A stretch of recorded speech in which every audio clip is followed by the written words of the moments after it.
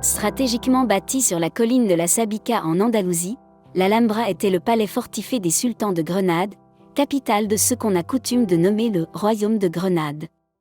Cet État était dirigé par les sultans nasrides et fut la dernière enclave musulmane en Espagne, avant la reconquête totale de la péninsule par les rois catholiques, Ferdinand et Isabelle en 1492. La prise de Grenade mit fin à plus de 700 ans de domination musulmane en Andalousie. Ces événements marquèrent également une étape importante de la tristement célèbre période de l'Inquisition qui venait d'être décrétée par les rois catholiques et qui allait se poursuivre pendant plus de 3 siècles.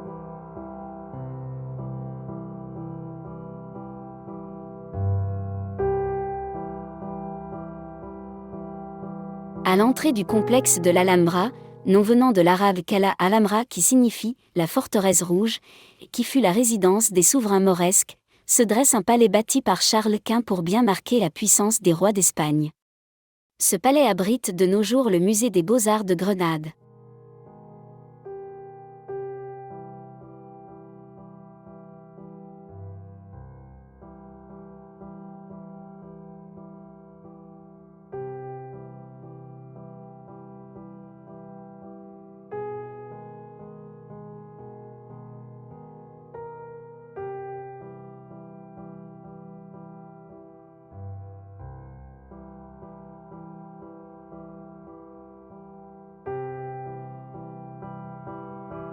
Le palais nasride de l'Alhambra est un chef-d'œuvre de l'art islamique.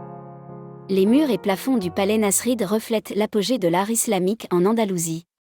Caractérisés par une complexité géométrique et des motifs floraux, ces décorations symbolisent l'infini et la perfection divine. Les plafonds en bois de cèdre, magnifiquement sculptés, représentent le cosmos. Les sucs fins et les céramiques colorées complètent cette harmonie visuelle, créant un espace de méditation et de splendeur.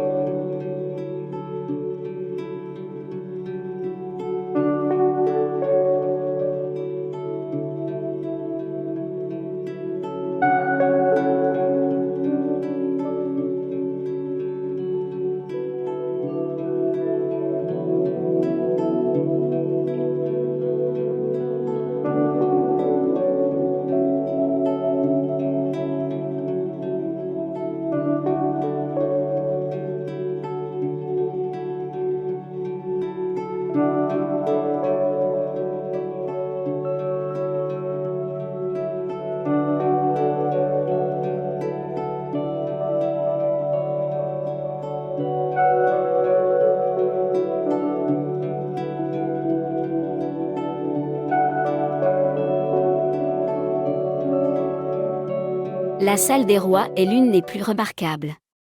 Cette salle comporte plusieurs alcôves au plafond décorés de fresques inhabituelles dans le monde musulman, puisqu'elles représentent des scènes de la cour, donc des figures humaines, ce qui est généralement interdit dans les œuvres d'art musulmanes.